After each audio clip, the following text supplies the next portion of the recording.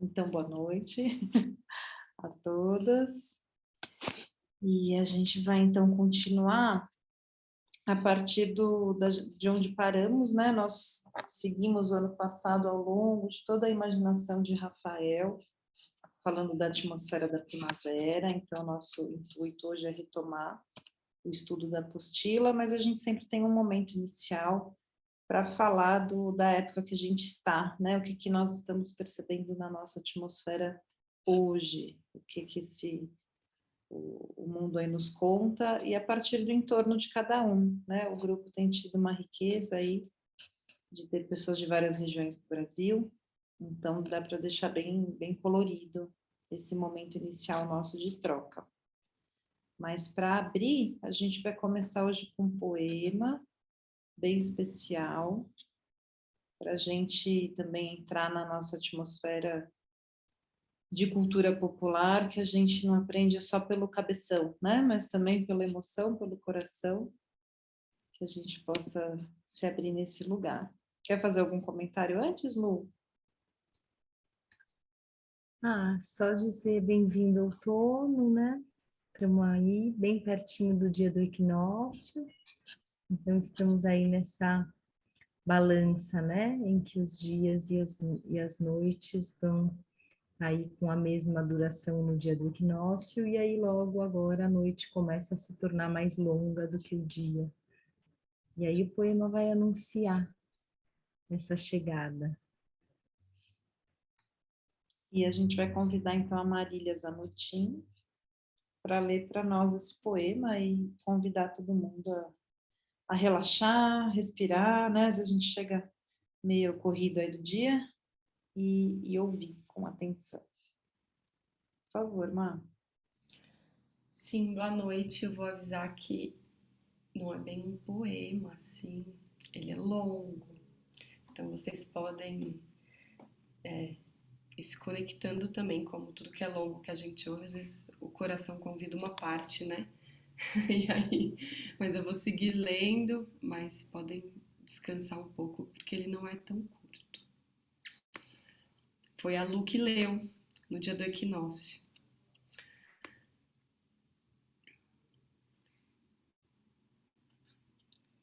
Os dias lindos. Carlos Drummond de Andrade. Acontece em abril, nessa curva do mês que descamba para a segunda metade. Os boletins meteorológicos não se lembram de anunciá-lo em linguagem especial. Nenhuma autoridade munida de organismo publicitário tirou partido do acontecimento. Discretos, silenciosos, chegaram os dias lindos e aboliram sem providências drásticas o Estatuto do Calor. A temperatura ficou amena, conduzindo à revisão do vestuário. Protege-se um tudo-nada. O corpo, que vivia por aí exposto e suado, bufando, contra os excessos da natureza, sob esse mínimo de agasalho. A pele contente recebe a visita dos dias lindos. A cor. Redescobrimos o azul correto, o azul, que há meses se despedaçara em manchas cinzentas no branco sujo do espaço.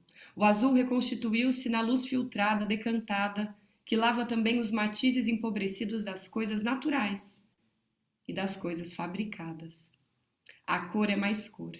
Na pureza deste ar que ousa desafiar os vapores, emanações e fuligens da era tecnológica, e o raio de sol benevolente pousando no objeto, tem alguma coisa de carícia. O ar ficou mais leve. Ou nós é que nos tornamos menos pesadões, movendo-nos com desembaraço quando antes andar era uma tarefa dividida entre o sacrifício e o tédio. Tornou-se quase voluptuoso andar pelo gosto de andar, captando sinais inconfundíveis da presença dos dias lindos. Foi certamente num dia como este que Cecília Meirelles escreveu: a doçura maior da vida flui na luz do sol, quando se está em silêncio. Até os urubus são belos, no largo círculo dos dias sossegados. Porque a primeira consequência da combinação de azul e de leveza diária ao sossego que baixa sobre o nosso estoque de problemas. Eles não deixam de existir, mas fica mais fácil carregá-los. Então é preciso fazer justiça aos dias lindos, oferecer-lhes nossa gratidão. Será egoísmo curti-los na moita, deixando de comentar com os amigos e até com os desconhecidos, que por acaso ainda não perceberam o raro presente de abril. Repare como o dia está lindo. Nem precisa botar ênfase na exclamação. Pode até fazê-la baixinho, como quem transmite um boato e não deseja comprometer-se com a segurança nacional. Mesmo assim, a afirmação pega. Não só o dia fica mais lindo, como também o ouvinte. Quem sabe se distraído ou de lenta percepção sensorial, ganha a chance de descobri-lo igualmente. Descobre e também passa adiante a informação. Repare como o dia está lindo. E essa reação em cadeia pode contribuir. Pode amenizar um tanto o que eu chamo de desconcerto do mundo, de onde se conclui. Deixar de lado, mesmo por instantes, o peso dos acontecimentos mundiais trágicos, esmagadores, para degustar a finura da atmosfera e a limpidez das imagens recortadas da luz, é um passo dado para reduzir o desconcerto na medida em que a boa disposição de espírito de cada um pode servir de prefácio, rascunho, prefácio, pacificação, relativa à pacificação dos povos e seus dominadores. Em vez de alienação, portanto, o prazer dos dias lindos é terapia indireta. Pode ser que o desconhecido lhe responda com palavrão.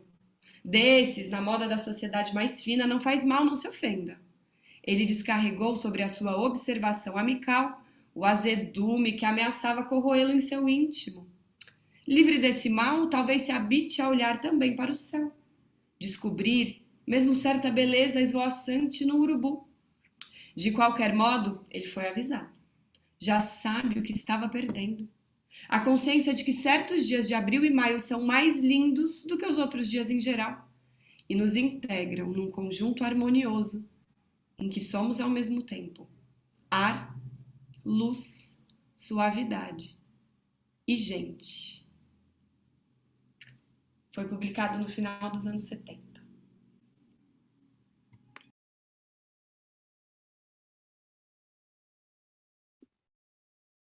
Muito especial, né? Acho que traz bem a atmosfera do grupo, no que significa se debruçar sobre imaginações, né?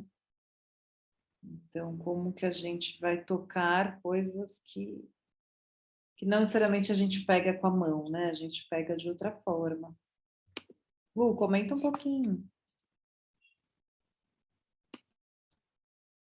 É sempre uma alegria, né, quando a gente realmente se entrega ao fluxo anual a partir desse fio, né, onde a consciência, né, que é como a criança pequena, né, no início a criança pequena só percebe, mas em um determinado momento ela percebe que ela percebe, né, e isso por um lado causa frustração e por outro lado é muito prazeroso, né, os nossos grandes, né, do jardim da infância. E aí nós também temos essa oportunidade como adultos nos nossos processos de aprendizagem, né? Então, a partir da vivência, né, quando nós nos entregamos realmente à atmosfera da estação do ano, aquilo que está acontecendo, e nos permeamos do calor do verão, e vivenciamos esse verão, e aí conseguimos realmente celebrar, né, esse momento de equinócio, e nos vincularmos a essa, né, é lindo como ele traz essas imagens, né, essa leveza da atmosfera, né, onde o sol ele é quente, mas o ar ele já é frio, ele é um ar muito leve, né, ao contrário do verão, né, e aí se a gente for lembrar um pouquinho lá da imaginação do verão, no poema Carlos Drummond ele fala assim, né, é aquela atmosfera pesada, onde cabia tudo na atmosfera do verão, você quase não poderia se mover. E na própria imaginação do verão, ele traz essa informação, né, de que com o crescimento do reino vegetal e esse calor e esses raios de sol com essa incidência de calor muito próximas, né, à Terra, traz toda uma atmosfera de gás carbônico e traz toda uma atmosfera realmente muito pesada. Todas as folhas cresceram, todo o reino vegetal, né? É tudo, né? É fruto, é perfume, é suor, é tudo na atmosfera, né? Tudo exalando, né? E aí vem então essa maravilha, né, dos dias lindos, onde o céu fica muito azul e o ar fica muito leve, né? Essa leveza que o outono traz, né, em contraposição àquele momento do verão, né? E aí, antes ainda do verão, esse outro momento de equinócio, né? Então, a gente está fazendo um exercício muito interessante aqui, porque a gente tem lido as estações contrárias, né? E a nossa indicação não é que a gente celebre tudo ao contrário, tá, gente? Porque antigamente tinham grupos de estudo onde se pensava um pouco isso, né? Ah, já que as festas, né, religiosas são vinculadas à estação do ano, será que a gente não deve mudá-las, né? E aí é muito sempre muito interessante que a gente leia mesmo, né? Os autores nacionais, que a gente se vincule mesmo a esse estudo e possa realmente perceber toda essa riqueza e toda essa teoria mesmo, né? Que já foi escrita sobre esse nossa cultura popular, nossos ritos, nossas, né? Enfim, a origem daquilo tudo que a gente faz. E aí no grupo aqui a gente vai costurando um pouquinho. No último capítulo dessa apostila, ele faz uma dança, né? Dessas 4 estações, que é muito bonito, ele as coloca em pares, né? Então os equinócios, eles ficam juntos, né? E os solstícios também. Então tem esse espelhamento, né? De outono e primavera e outono. E aí, então, a gente, quando está vivenciando o outono, eu acho que seria interessante se vocês quiserem trazer um pouquinho, né? A gente, antes de começar aqui o grupo, a gente falou, né? Foi incrível, porque no dia do equinócio, que foi dia de domingo, fez muito frio aqui em São Paulo. O ar, realmente, sábado fez um dia lindíssimo, de calor mesmo, e no domingo, realmente parece que o outono bateu na porta da casa e falou: Oi, gente, eu cheguei agora, pega seu casaquinho. Foi muito impressionante, né?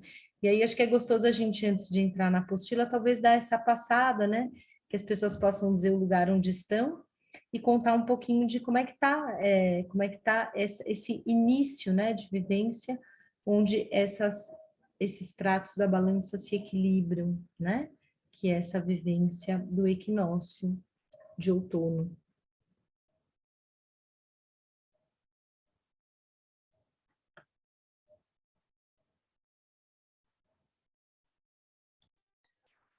Olá, eu sou a Gabriela, eu trabalho numa escola, né, no Jardim Waldorf, na Francisco de Assis, na Zona Norte de São Paulo. Eu moro aqui na Serra da Cantareira, estou aqui na cama já. E eu acho essa estação, assim, para mim, eu vejo que é um desafio, né? Porque é, a referência, né, é folhas secas, né? Uma paisagem mais seca, mais amarelada e tal. E na percepção mesmo da estação, eu vejo que aqui para nós não é tão assim, né? A floresta continua verde, talvez um pouco menos, mas continua muito verde. Ainda mais eu moro aqui na Serra, né? A floresta, a Mata Atlântica continua muito verde, né? Algumas folhas perdem um pouco, né? Algumas árvores perdem um pouco as folhas, mas eu acho que, assim, para mim é um estudo de como que é essa paisagem física aqui, né? Como que é a nossa paisagem aqui? Não é tão assim seca, não é tão alaranjado, tão amarelado, né? Então, para mim, começa por aí, nesse visual.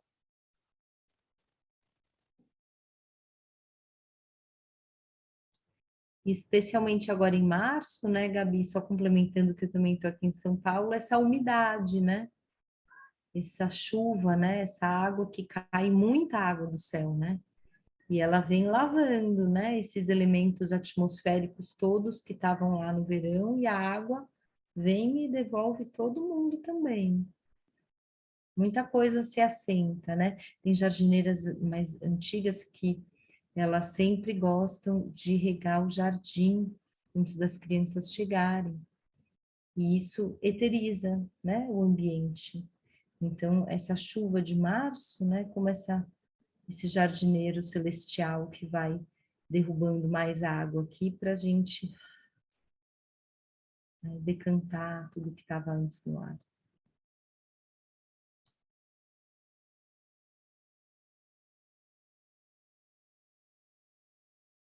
E é muito lindo como ele fala do azul e sempre me toca muito no outono, é por isso que eu gosto muito dessa estação, que é realmente a cor, né?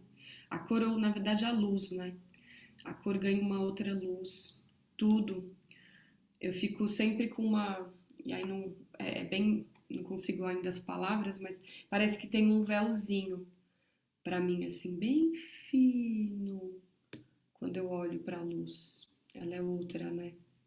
E ele é muito lindo como ele coloca, que a gente olha pela janela realmente e o azul é mais azul, ele fala, né, o azul correto, porque ele é um azul que dá uma outra sensação muito diferente também. Então eu me sinto sempre muito modificada no outono por conta dessa luz que chega. E ela já tá vindo, né? E acordar para ir trabalhar, para ir para a escola e ainda tá escuro, né? Também isso é o que sempre me acende do outono. Então faz umas 2 semanas que eu comecei a acordar e ainda tá escuro, e vou tomar banho, aí saio, tá claro, enfim. Então ele vem, é bonito também como vem se anunciando. E aqui em São Paulo acho que é mais assim que eu consigo nesse momento que a gente tá agora. Tem as frutas do outono também, né? Que é um outro caminho, mas eu tô na luz ainda, nesse comecinho. Olá, eu sou a Dodô, de Londrina, Paraná. Estou bem perto de São Paulo também, é umas 6 horas, assim. E que eu acho gostoso no outono aqui, assim, é esse ventinho frio, né? Parece que é um ventinho mais que vem de baixo, assim. E aí dá muito essa sensação mesmo que vocês falaram de leveza, assim, né? Então é bem gostoso isso, assim, esse aqui também, domingo, assim, falo, nossa, eu falei, chegou o outono, assim, foi bem significativo. Embora agora já está fazendo, assim, tem alguns dias ainda quente, assim, mas já tem esse ventinho de manhã e à noite, assim, então chegou mesmo, assim, veio com tudo esse ano. Bem gostoso.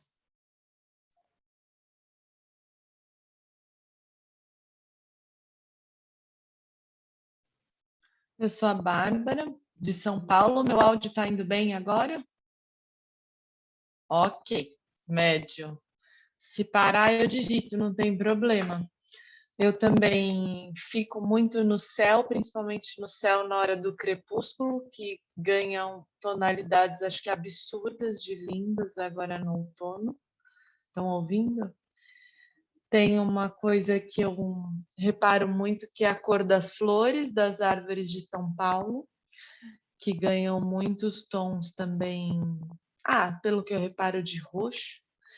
Segunda-feira foi a primeira noite que eu dormi sem ventilador ligado. Depois eu pensei, nossa, foi uma das primeiras noites do outono. Um pouco coincidência, um pouco não.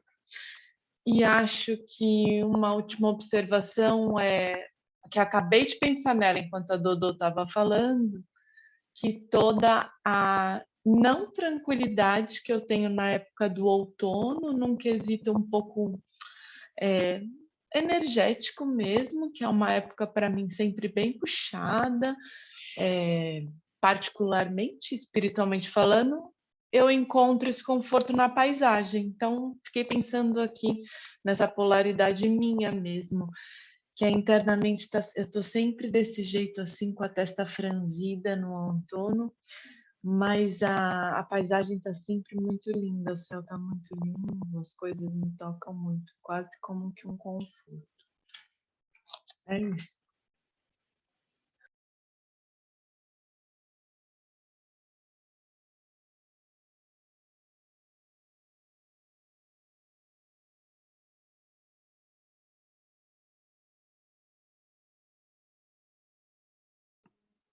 Boa noite. Me ouvindo? Sim? Eu perdi um pouco a proposta. Minha filha se machucou, tive que sair bem na hora que a Luciana estava falando. Mas eu entendi que cada um está partilhando como é, como sente o outono onde está. Sim, esse tempo que a gente está vivendo, né? A gente sempre fala um pouquinho no momento atual e como a gente está aí com o outono batendo na porta, a gente está falando um pouco das nossas percepções do lugar que estamos, né? Legal. Vou partilhar um pouquinho também. Então, boa noite, sou Ana Karina, estou em Atibaia, trabalho na Escola Rural IP Amarelo aqui, né? E, bom, como algumas relataram também, essa semana começou diferente, né? Domingo também já sentindo um vento diferente. Aqui onde eu moro venta bastante e nos dias frios esfria, né? Muito esse vento, assim. Então, no domingo nós já sentimos, né? E na segunda estávamos todos de agasalho na escola cedinho, assim, algo que não acontecia há algum tempo. E aqui, bom, lá na escola, aqui onde eu moro pertinho também, algo que sempre me chama atenção nessa época são os eucaliptos, né, que soltam aquela folha linda que vai mudando de cor, assim, fica rosa, amarelado, né? Às vezes eu passo pelas folhas caídas no chão e não tem como não pegar, assim, muito bonito mesmo ver essas cores aparecendo. Eu sinto que aqui as coisas começam a mudar mesmo, assim, a gente sente uma época de transição, as crianças ficam mais resfriadinhas, né? Essa semana já várias ficaram um pouco mais resfriadas também, né?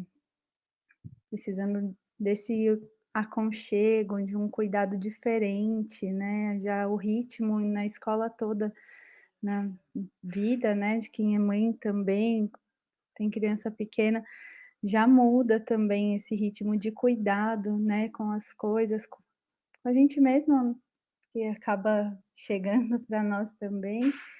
Então, esse ventinho gelado chega trazendo isso, né, um outro ritmo, acho, de vida também, nesse sentido, né? Não só o recolher, né, um pouco mais.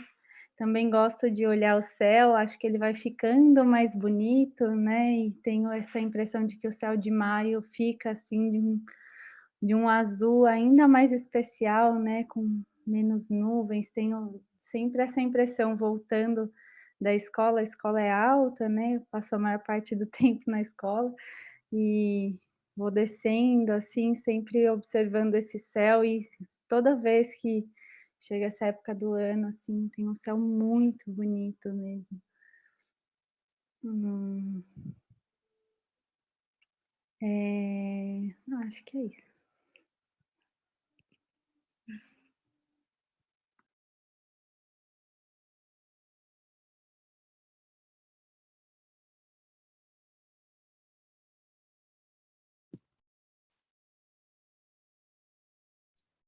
Será que não tem ninguém de longe, gente? Todo mundo pertinho da capital? Ó, a Lígia escreveu, eu vou ler aqui, que ela não está podendo falar. E ela traz que ela está em Minas, que tem um pôr do sol encantador, as cores rocheadas, a quaresmeira é linda, um ventinho refrescante, o sol que aquece e não arde mais. E que tem caquis deliciosos.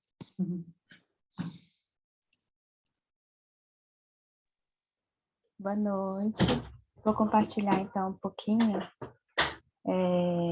Sou de Brasília, professora no Jardim, na Escola Rural Pequizeiro. E a minha percepção nessa época é que, de fato, aqui a seca vai chegando com força, né? A gente já começa a sentir a pele ficando ressecada. né? A chuva vai dando uma espaçada e o céu realmente ele toma uma outra tonalidade, assim, né? Em maio é onde chega, assim, ao pico onde a gente não vê mais nuvem, assim, vai ficando apenas o céu, estrelas e sol. E no inverno, né, junho, julho, é bem, assim, no sol você fica com muito calor, mas quando você vai para a sombra, você já fica morrendo de frio, porque venta bastante, começa a ventar um vento bem gelado. E compartilhando também da mesma vivência que a colega trouxe agora, também começou a perceber os resfriados chegando, justamente por conta dessa seca, né? Então é uma situação onde é muito comum aqui das pessoas, né? Em Brasília, assim, ter essa questão respiratória, né? Por ser muito seco. É isso. Grata.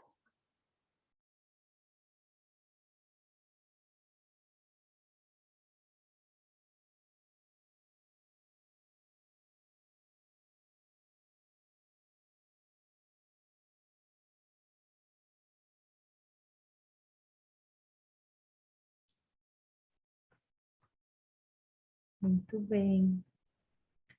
Então, agora vamos atravessar o centro da Terra e vamos aparecer lá do outro lado, onde o equinócio é da primavera. Né? A gente podia agora mergulhar um pouquinho, né, na leitura, porque ele logo vai chegar nessa vivência da Páscoa, né, também. Todo mundo tem a apostila aí?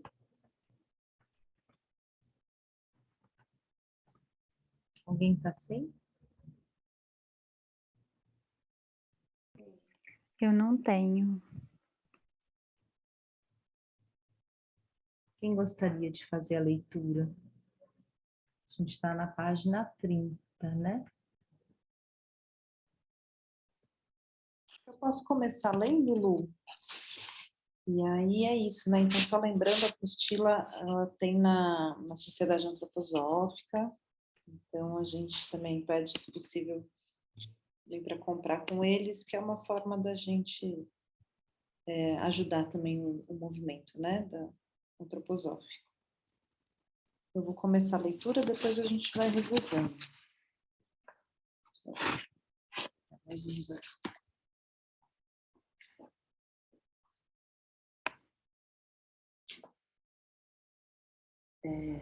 Então, só para situar, a gente vem desse estudo, né, da primavera, onde ele entra numa imagem, né, que o Steiner esculpiu, que é o representante da humanidade.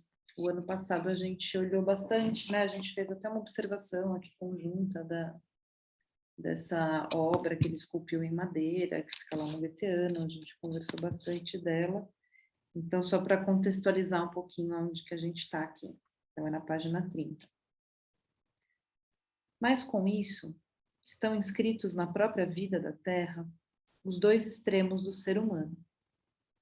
O extremo do humano que o ser humano viria a ser, se, por assim dizer, sob a influência de Ahriman, acolhesse o cálcio vivo, e por isso, aos poucos, se tornasse uno com a Terra, fosse dissolvido em todo o ser terrestre que sente vivamente. Este é um dos extremos. O outro extremo é o que o ser humano se tornaria se os seres luciféricos conseguissem executar o que querem, ou seja, fazer ascender um vapor de ácido carbônico de modo que a respiração desaparecesse, de modo que os seres humanos, com isto, desaparecessem como humanidade física, e os corpos etéricos se unissem com o que está lá em cima, como ser angélico luciférico astral. Então, essas são essas polaridades, né, de Ahriman e Lúcifer, no representante da humanidade, é justamente a figura do Cristo que faz esse equilíbrio para que Ahriman justamente não traga vida para isso que ele enrijece, né? E para que justamente a gente não se esvaia nisso que acende de nós. Então, nem o densificar demais e nem o sair de si demais. E aqui ele traz nesse elemento bem concreto mesmo, né? A partir desse cálcio e desse ácido carbônico que ele nos conta.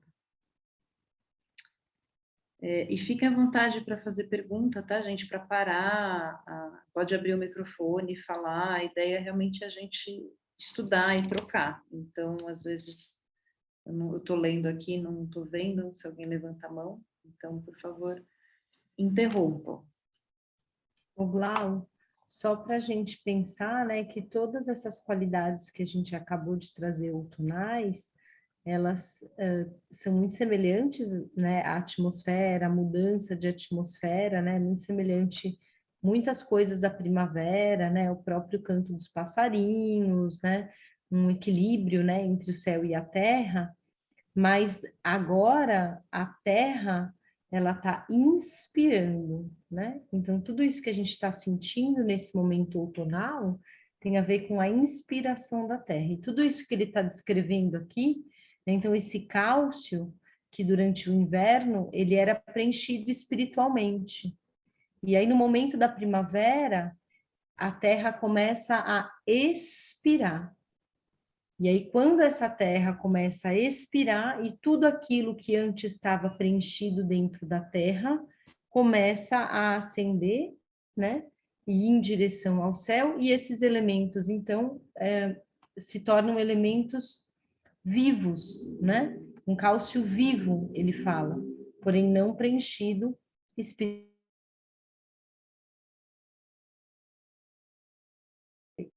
Que Ahriman, de alguma forma, e aí a gente pode pensar por que é o Ahriman, né? Que vai justamente ter essa relação com o cálcio, né? Pensando nessa qualidade que a Glauce trouxe da densidade. Então, o Ahriman e o cálcio, né? Que é esse elemento mais duro que a gente tem no nosso corpo, é né, um elemento de rígido, né? E aí esse cálcio, então, ele sofre esse assédio, né, vamos dizer assim, que é arimânico, porque o Ahriman tem a ver com essa polaridade do que é frio, do que é rígido, né, ao contrário do Lúcifer, que vai investir em todas essas formações de vapores que ascendem ao céu e vão fazer a formação das nuvens acima, né? Então, Lúcifer, que é esse princípio mais dionisíaco, né? Esse princípio da dissolução, né?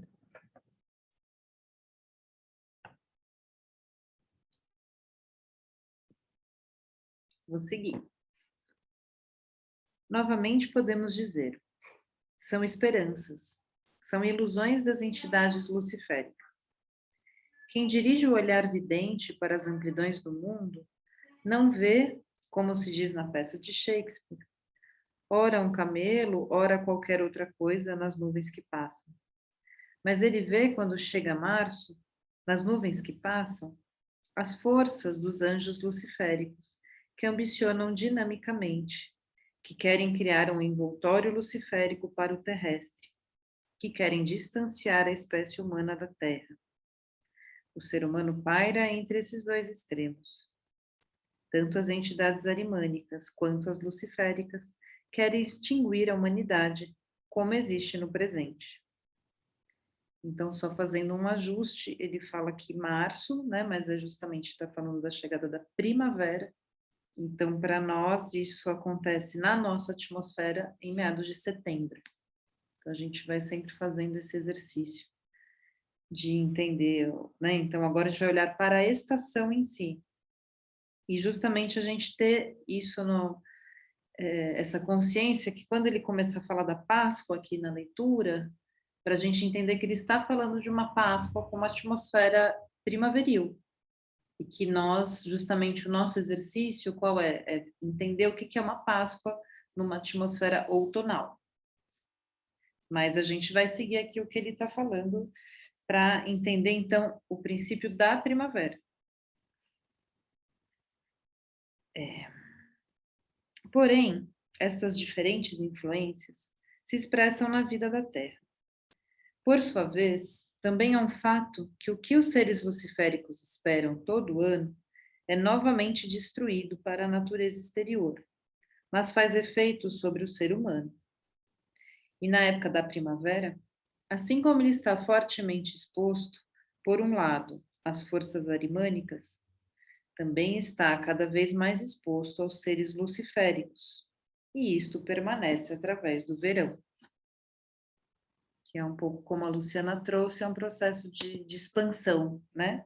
E que no verão se intensifica, principalmente com os seres luciféricos e o enxofre, aí já surgem os elementos mais relacionados com o verão. Tudo bem até aqui, gente? Alguém quer fazer alguma colocação, alguma pergunta? Vamos lá. Para o ser humano, como ele é agora, é assim. Para a vida do ser humano, isto se expressa na maneira de ser bem íntima, de forma que só o nota quem tem uma natureza espiritual sensitiva e realmente consegue vivenciar o que acontece no cosmos no decorrer do ano. Mas, para épocas antigas, mesmo ainda para as épocas atlantes tardias, isto tinha grande significado. Por exemplo, em épocas antigas da evolução da Terra, a reprodução humana estava ligada ao curso do ano. A concepção só podia acontecer na primavera, quando as forças se tornavam tão ativas como lhes contei agora, e os nascimentos só podiam acontecer em torno do final do ano. A vida terrestre estava ligada de maneira adequada com a vida dos seres humanos. É um princípio dos seres luciféricos libertar tudo o que há na Terra, e entre as coisas, entre as realidades terrestres mais sensórias que foram libertadas pelos seres luciféricos, está a emancipação da concepção e do nascimento. O fato de o ser humano poder nascer em qualquer época do ano, em épocas antigas era causado por esta força luciférica, que arranca os seres humanos da Terra. Poder nascer em qualquer época do ano está na liberdade da espécie humana. Aí as forças luciféricas realmente estão inseridas. Da próxima vez, quero falar de influências que ainda hoje são válidas.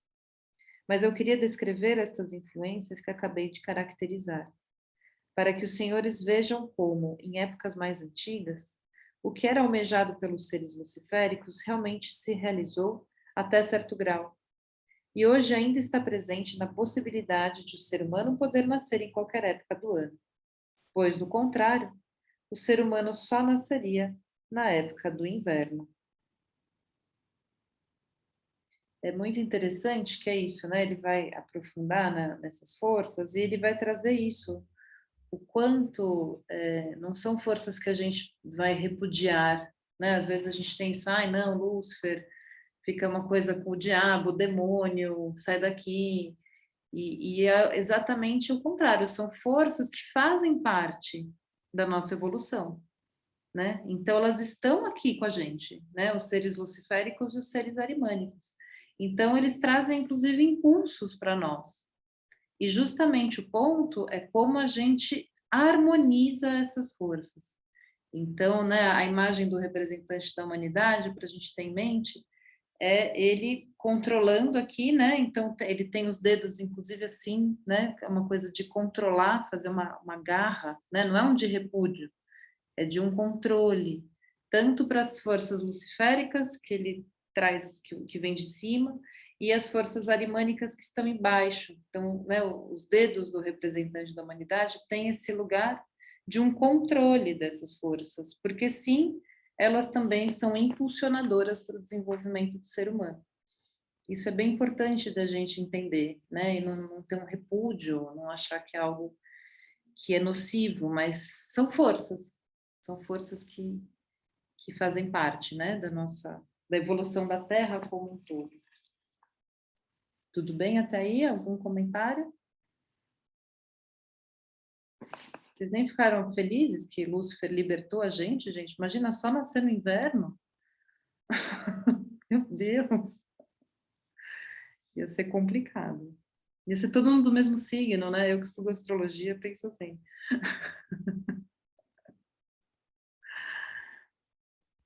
Vamos lá. Em contrapartida, as forças arimânicas investem todo o poder que têm para novamente unir o ser humano à Terra.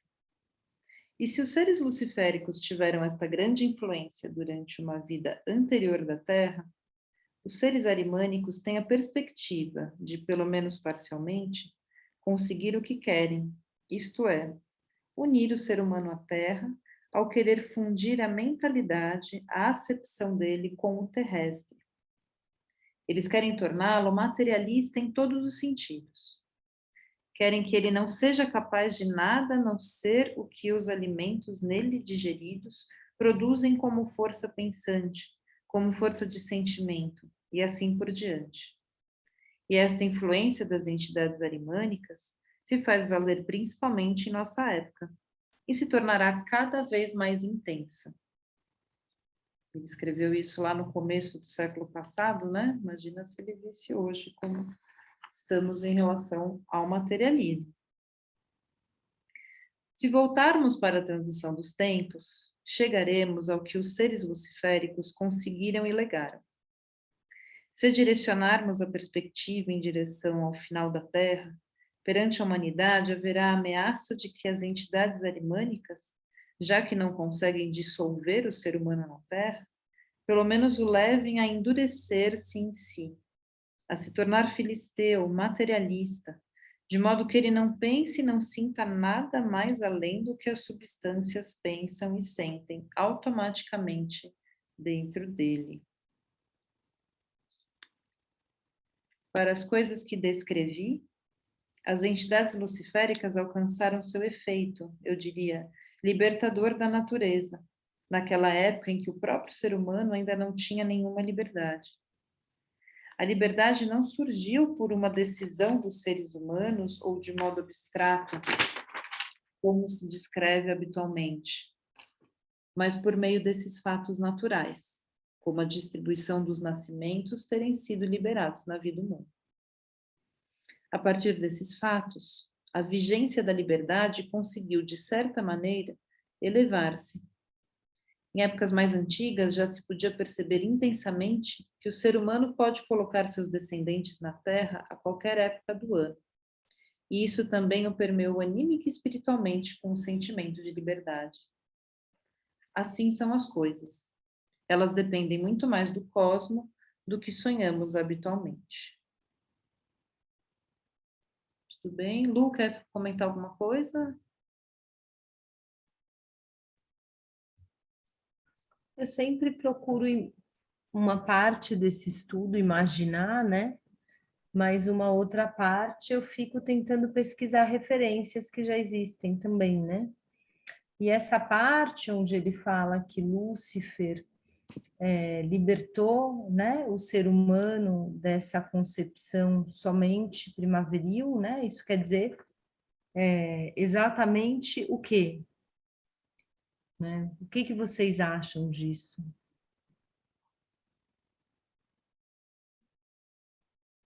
Porque o ser humano tinha só o seu, digamos, o seu momento de encontro com o seu parceiro nessa época da primavera.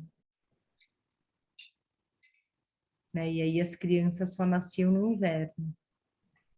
Porque essa situação toda do ser humano, né, no seu microcosmos, né, estava muito vinculada a essa natureza externa, né? No texto, ele fala, né, que ele não explica exatamente, mas fala que as forças, né, estão propícias para isso. Não é assim que ele fala nessa parte? Na primavera, as forças estão propícias para a concepção. E aí, o ser humano conectado com essa força, com o cosmos, com o que acontece na Terra, naturalmente isso acontecia. Pelo menos foi assim que eu entendi.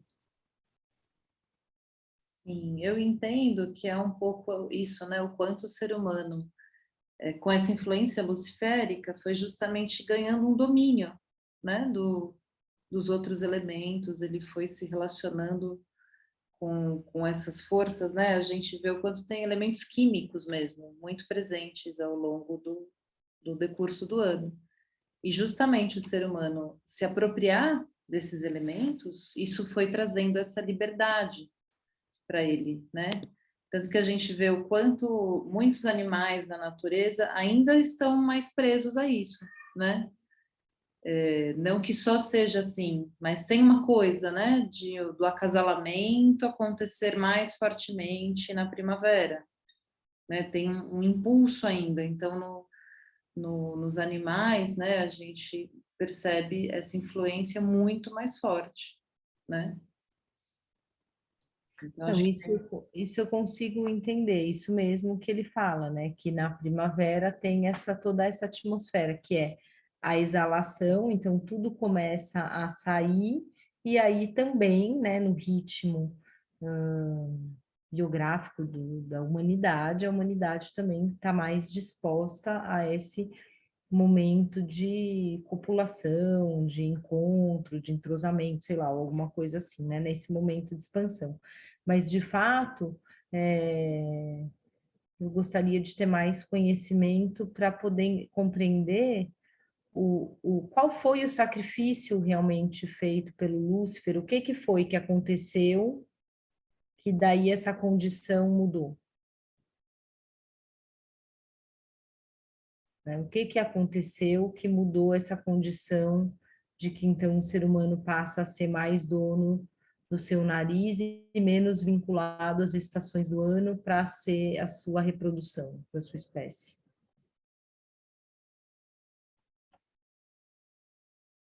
Porque a tomada de consciência tem muito mais a ver com a Ahriman, né?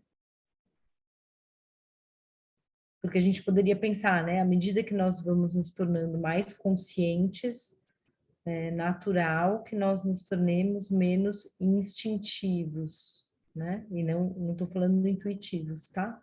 Que isso já seria uma qualidade superior, né? A gente conquistar essa capacidade da intuição, mas esse lugar do instinto mesmo, né?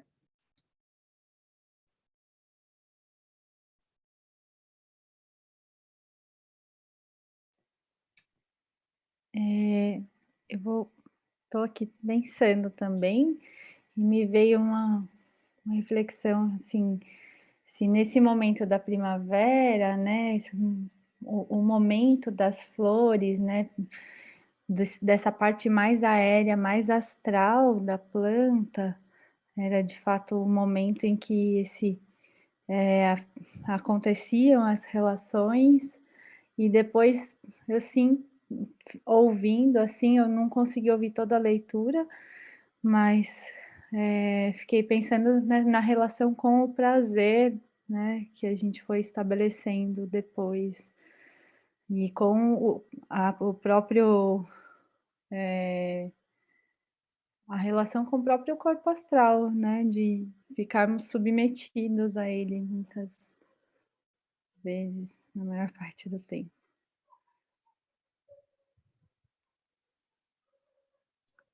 Eu acho que se a gente continuar, ele vai falar.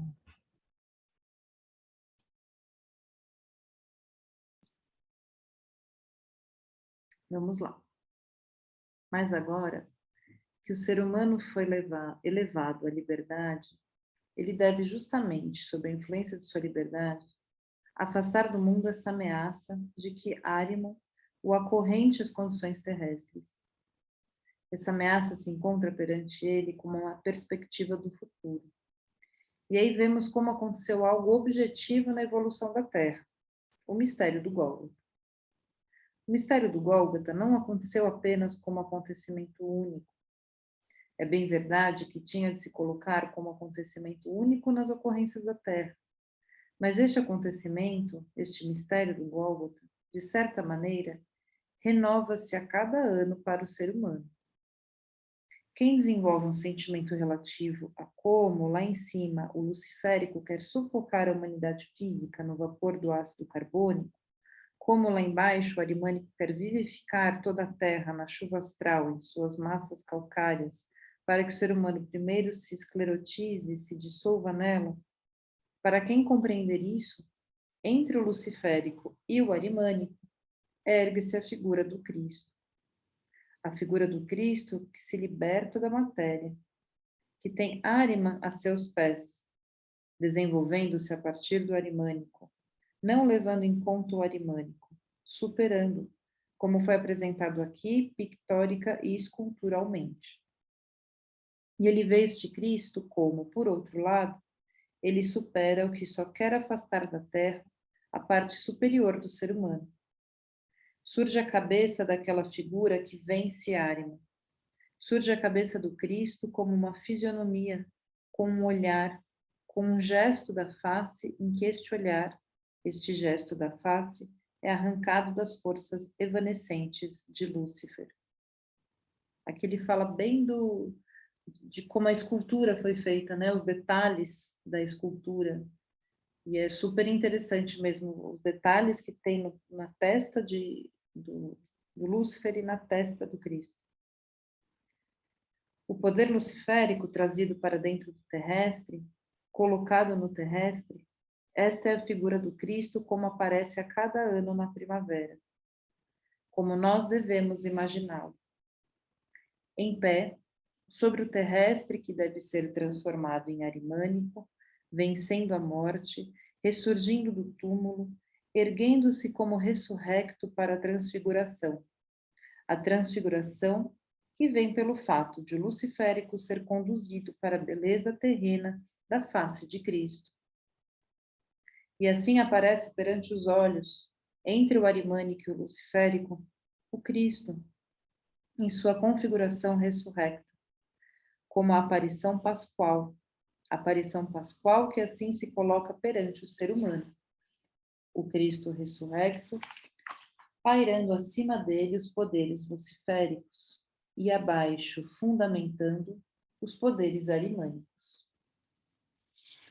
Esta imaginação cósmica se apresenta como a imaginação da Páscoa, assim como a Virgem com a criança se apresenta como a imaginação do Natal, como a imaginação do inverno profundo do curso do ano, assim como a imaginação de Micael, como a descrevi, se apresenta como a imaginação do final de setembro.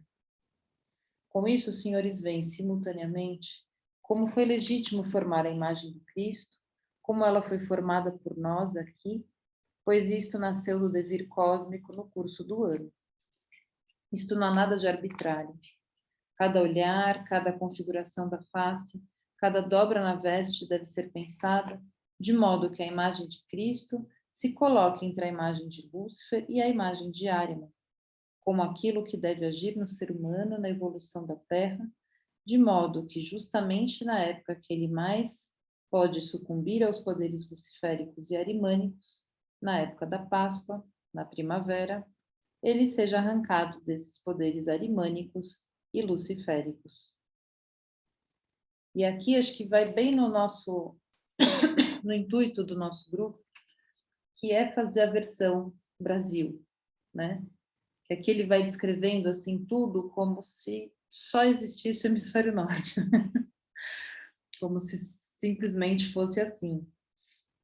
Então, o nosso exercício, né? Por isso que a gente sempre brinca que é muita alma da consciência ativa, né? Que a gente tem que ter, quem vive no hemisfério sul, que é para justamente preencher de presença e olhar, aprender a olhar para essas imagens, essas imaginações. Então, o que ele traz, né? Esse lugar da Páscoa, então, essa figura do Cristo, essa relação dos seres luciféricos, os seres arimânicos, e ele contextualiza isso a partir das forças que estão na atmosfera da primavera.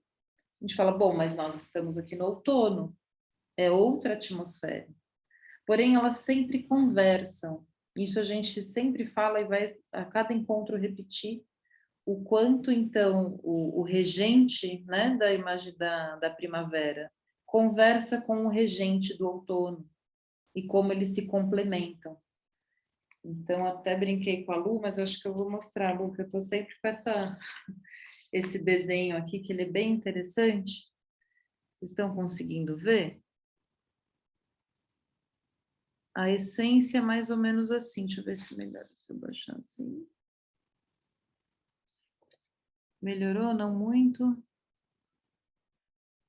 Então, o que que é aqui? A gente tem, né, essa grande circunferência Terra, hemisfério norte, hemisfério sul, e como cada regente se relaciona aí com a sua estação. Então, esse regente da primavera é justamente o Rafael, e o regente do outono é o Micael.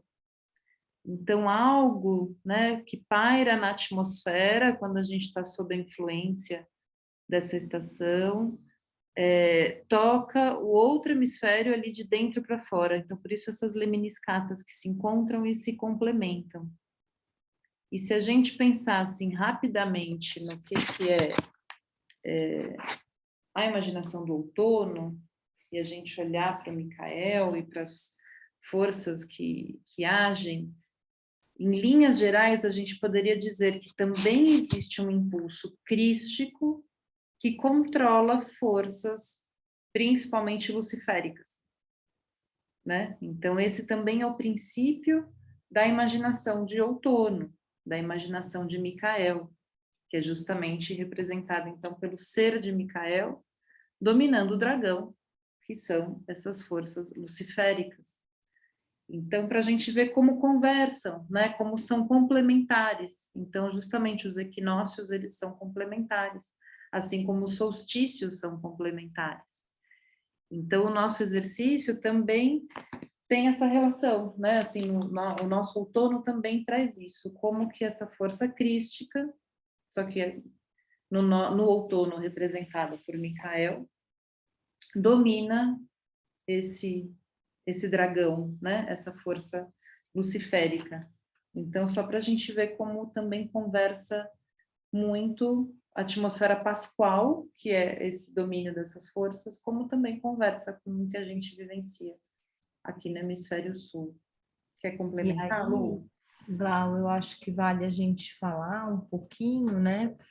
Que se por um lado, na primavera, a gente tem alguns elementos, né? Então ele traz esse elemento duro e rígido que é o cálcio, que está lá dentro da Terra, e ele traz esses vapores, né? E o próprio gás carbônico como esse elemento volátil que ascende aos céus.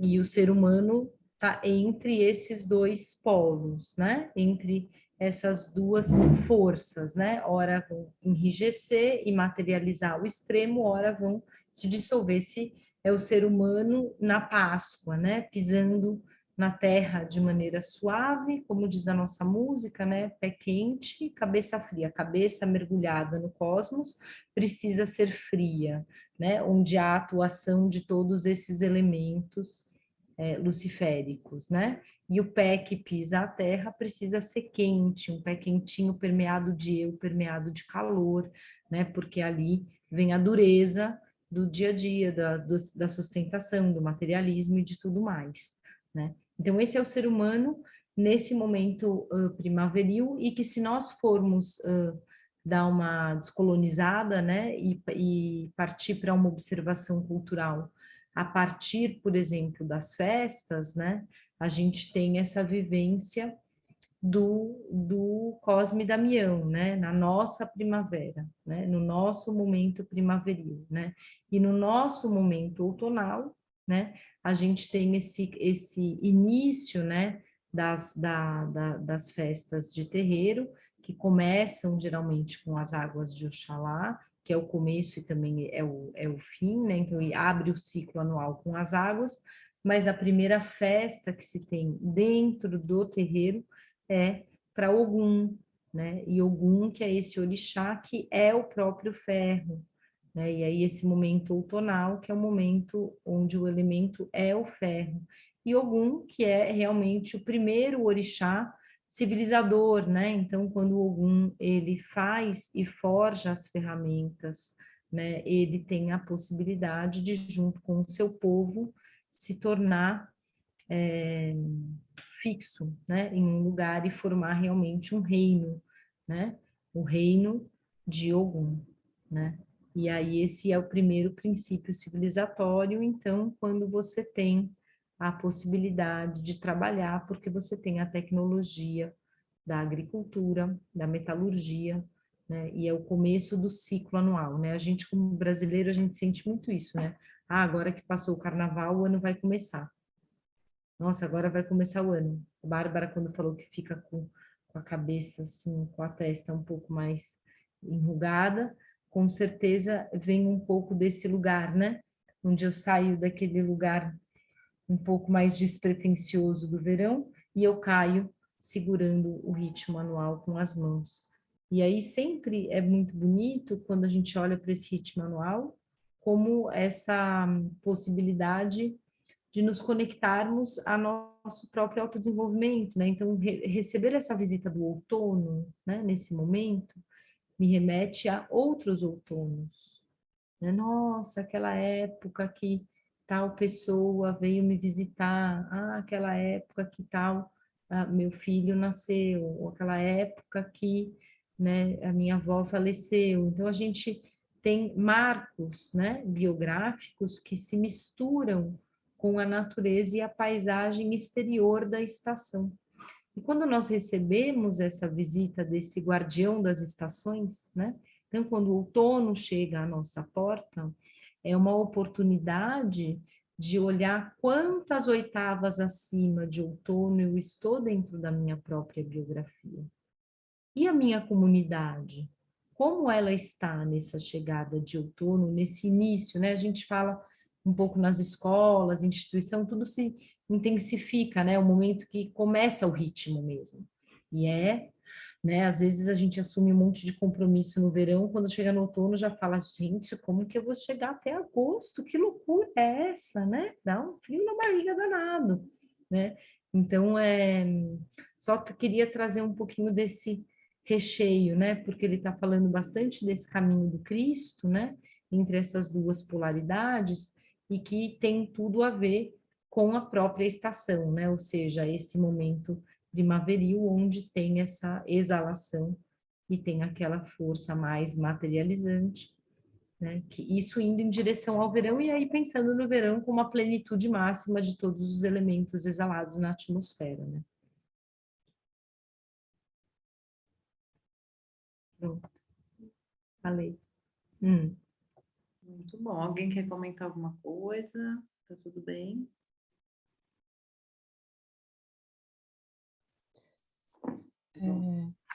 Posso perguntar, Glaucia? Eu estou querendo entender mesmo como que eu posso fazer a leitura, né, dessa apostila, porque a Páscoa é o momento da Páscoa, né? Ela não é móvel, né? Conforme as estações.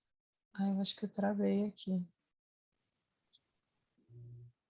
A gente te escuta. Para mim deu uma travadinha na imagem, mas a voz. Opa, tá me ouvindo agora? Sim. Querendo entender um pouco como que eu posso ler a apostila, porque tem, né, por exemplo, ferro, esse elemento que está na primavera, então eu vou buscar ele, né, para eu entender. Então esse elemento ele descreve na primavera e eu trago ele para o nosso outono, né? O Mas a ferro está vivência lá no outono, Gabi. O ferro é um elemento outonal. O do ferro, por outono, excelência, ele é porque, assim, todas essas observações dos elementos são observações fenomenológicas, científicas, né? Só que ele faz uma imaginação, toda uma imaginação desses eventos, né? Que são culturais e espirituais, né? A partir dessas considerações materiais. Então, na época do outono, lá no hemisfério norte, né, e aqui também, a regência do elemento outonal é o ferro, porque só o ferro tem esse elemento magnânime que vai devolver. Imagina que está aquela atmosfera celeste plena de elementos e gases. Cadê a Gabi? tô Aí? aqui, tô Você aqui. tá aí. Alguém saiu e você mudou, desculpa, te perdi aqui, estava olhando para você.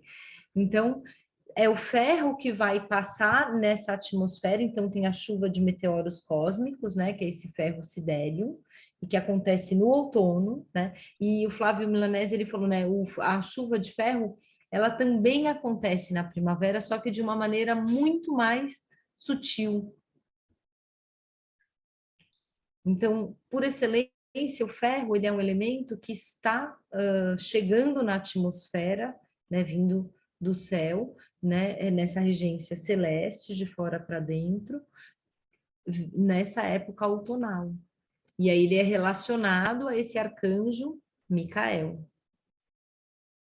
Então, o ferro, ele está no outono e na regência de Micael. E o Rafael, que é o regente da primavera, que é esse patrono da medicina, que tem toda essa relação, né, com as flores, com as abelhinhas, com os bichos, com todo essa astralidade que vai nos chamando para fora, né? Então, por excelência, esse elemento primaveril, a gente está falando que ele, na apostila, olhando para o que acontece na Terra, dentro da Terra tem esse cálcio, que durante o inverno ele era preenchido, né? E agora ele está, digamos, suscetível. Ele é um cálcio vazio espiritualmente por dentro. Portanto, há uma atuação arimânica muito forte, né, no momento da primavera, abaixo dos nossos pés, e há uma atuação muito forte, né, da dissolução dessa atmosfera luciférica por conta dessa exalação dos gases e de tudo aquilo que acende, né, inclusive seres elementais que antes, durante o inverno, dormiam dentro do regaço da Terra. E aí, nesse momento em que há expiração, as coisas brotam, começam a romper a Terra, isso vai saindo junto com o reino vegetal e permeando o ar. Né? Então, há uma astralidade mesmo, né? Há algo luciférico, algo relacionado a essa esfera da dissolução, né? Então, a natureza primaveril tem, por excelência, esses dois elementos, né? O cálcio e desse gás carbônico, né? Desses vapores, desses gases, né? Ao passo que a estação oposta é o ferro, né? E aí, o nosso exercício é conseguir enxergar, por exemplo, como é que a gente vivencia, né, todos esses arquétipos no outono nas festas da comunidade onde a gente está, se vinculando, né, às tradições espirituais da onde nós estamos. Né? Então, o desafio é olhar para essa Páscoa, né? Porque o Steiner, ele fala dessa Páscoa, que ele relaciona muito com a primavera, inclusive por isso que se dá o ovo, né? Do ovo, o coelho, são todas coisas primaveris, essas imagens todas são primaveris, né? E ele fala muito dessa necessidade das pessoas voltarem a acreditar. Então, o inverno na Europa, ele é tão rígido, né? Que ele a noite, né, ela é muito longa. Os dias realmente vão até as 3 da tarde, né? Há uma hibernação fora, né, e dentro. As pessoas morrem de frio se ficarem na rua, né? E aí, quando vem essa primavera e o verde novamente brota e a neve derrete e a natureza volta e volta a vicejar os bichos e tudo, isso é uma prova da natureza de que a vida é capaz de vencer a morte terrível do inverno. E aí, como essa população já é uma população muito neurosensória, né, essa população europeia, caucasiana, ele traz essa necessidade dessa população justamente vivenciar a Páscoa durante o período primaveril, porque é necessário que exista essa imagem externa do brotar, do renascer, para que esse ser humano consiga vivenciar isso, né?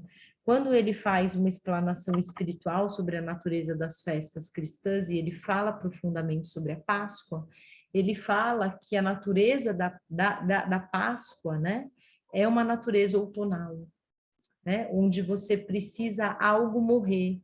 Inclusive, ele cita rituais, né, onde existe esse prenúncio, né, de que algo morre né? Rituais onde a pessoa era batizada até quase morrer e depois voltava, né? Mergulhada na água. Então ele fala dessa necessidade de algo morrer para que possa voltar a surgir, né? E acho que a gente se vincula a essa Páscoa de uma maneira bastante autonal mesmo, né? Porque no interior do Brasil e no catolicismo popular, a gente pode perceber o quanto trágica é a via sacra, né? O quanto é bastante vinculado a essa parte melancólica da Páscoa, né? A nossa vivência, assim, mais tradicional dentro do cristianismo, né? Popular. Aí, dentro de outras religiões, a gente pode falar de algum, aí a gente pode trazer elementos que vão nos relacionar agora no outono com o ferro, né, e com o Micael. Sim, acho Ficou que confuso? esse lugar de como a gente lê, né, a apostila, é isso, né? Então, agora, por exemplo, que a gente está no outono, eu, pelo menos, né, eu e a Lu, a gente sempre fez esse exercício, a gente sentava para estudar Micael, porque é quando ele fala dos elementos do outono. Então, ele sempre vai falar do que está acontecendo na atmosfera mesmo, e é concreto, é físico, é perceptível, é químico, né? A gente quer estudar química, inclusive a gente indica muito o curso aí do Flávio Milanese, que vai falar desses elementos, até para a gente ajudar a entender o que é esse tal desse cálcio, né? O que realmente significa o ferro, numa visão aí científica, antroposófica e além, né, da gente, como a gente consegue lidar com o elemento físico mesmo e o que está por detrás dele. Então, essa é uma forma para se relacionar com a atmosfera. Porém, a essência da festa, sim, ele traz a essência quando ele fala, né? Agora, por exemplo, ele está falando da essência da festa da Páscoa, mas a partir da atmosfera primaveril. Então, é isso que eu falei um pouquinho antes ali da Lu, né? Então, como realmente a gente percebe que tem uma conversa nas imaginações em si, né? Então, a imaginação de Micael, que é, sim, Micael dominando o dragão, né? Ele vai chegar em todo um caminho para falar dessa imaginação, que é justamente essa relação com o ferro dominando o enxofre. Então, e nós estamos agora numa atmosfera de enxofre que precisa vir o ferro para dominar. Então, essa é a nossa atmosfera para a Páscoa, uma vez que a gente vai vivenciar a Páscoa. Então, por isso que é muito confuso. Eu te digo assim, eu demorei anos para começar a entender essa apostila, assim, que é isso, a gente tem a leitura, da releitura, e a gente entende que é um estudo cíclico, porque cada vez que a gente entende, que a gente lê, a gente se relaciona num lugar, né, num aspecto. Então, por isso que a ideia desse grupo é a gente termina a apostila, volta e estuda ela de novo, porque nós já estamos num outro momento, a gente já percebe de outra forma, e realmente é complexo. Mas a gente vai tendo muitos insights com isso, né? Então, até, por exemplo, quando ele fala aqui, né, desse gesto do representante da humanidade, da primavera, desse domínio, então, da calcificação, dessas forças que querem nos levar para cima e tal. E a gente fala, poxa, uma das imagens que se usa para Micael, lá em setembro, na primavera, é justamente a balança, que é também um equilíbrio. E aí, a nossa relação com a balança, pelo menos para mim, foi assim, se transformou completamente depois que eu me relacionei com esse texto, estudando a imaginação da Páscoa, né? Então, é sempre esse desafio aí, mercurial, de se relacionar com todos esses temas, mas ela vai... E aí sim que é esse lugar do imaginativo, né? A gente acessa essas imagens e elas acionam aí a nossa capacidade intuitiva, e isso vai depois gotejar para a nossa prática pedagógica com as crianças. Então, é sempre esse processo, né, que ele vai se retroalimentando, que às vezes a gente vai lendo e fala, poxa, mas o que isso tem a ver com a minha prática pedagógica? E daí vem impulsos muito genuínos, né, muito reveladores, revolucionários para uma prática pedagógica que nós ainda temos no Brasil, muito colonizada e muito inspirada na Europa, né? Porque é isso, a gente simplesmente pegou o que era feito lá e continua fazendo aqui. E aí entender que a gente precisa olhar para os elementos que estão na nossa atmosfera, que são opostos ao que está na Europa, é o grande pulo do gato, né? Que a gente quer que aconteça para nós do jardim, que é a nossa matéria-prima, né? A nossa matéria são as épocas do ano. Então é isso. Ajudou um pouquinho, Gabriela, ou só confundiu mais?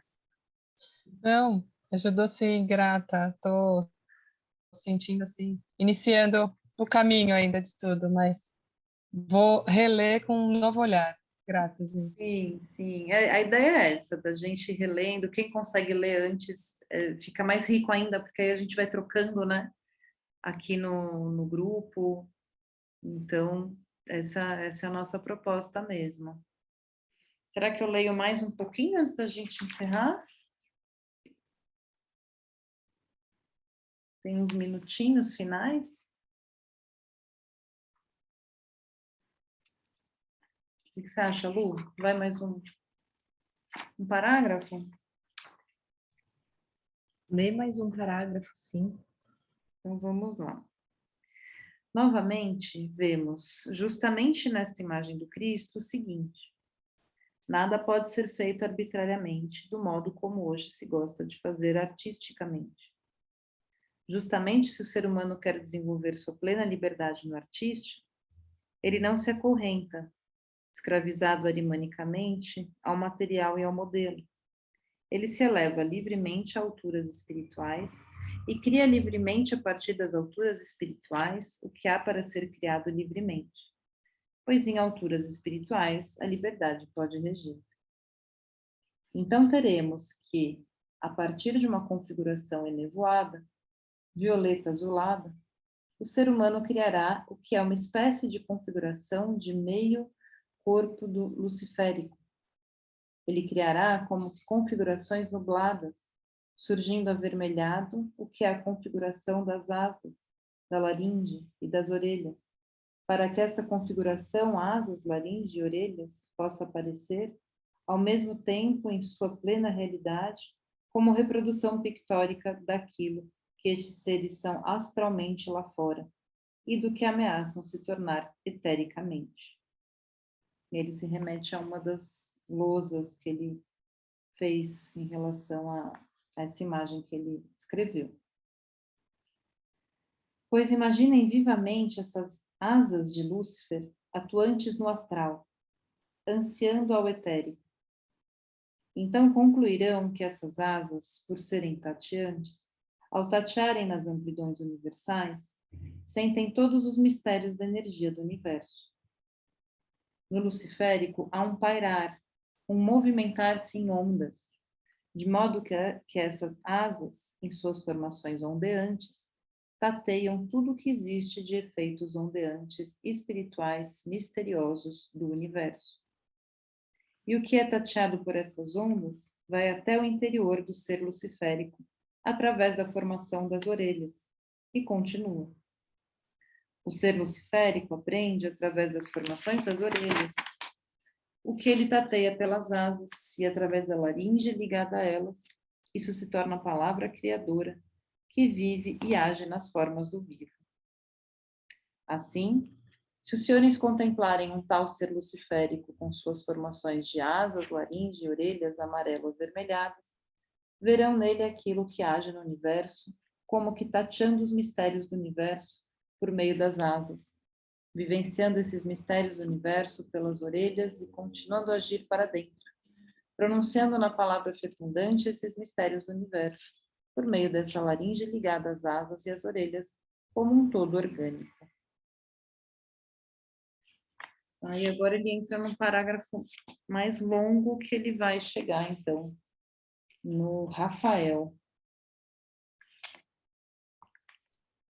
Acho que é melhor a gente parar.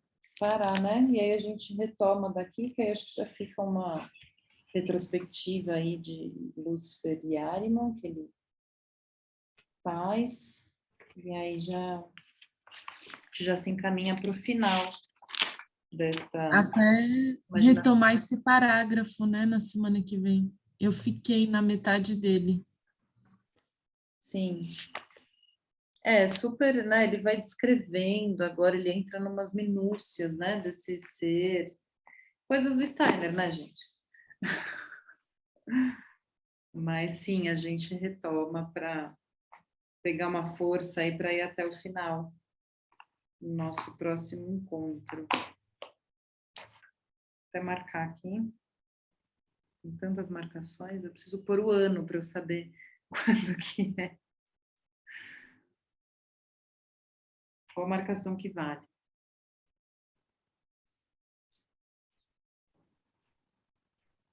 Mas é isso, queridas. A gente então encerra por aqui. Será que alguém tem algum poema, alguma coisa assim bonita para a gente fechar a nossa noite de hoje? A Marília abriu com aquela leitura tão bonita. A Bárbara está com uma cara de que tem ali um poema na mão, uma frase do Xing.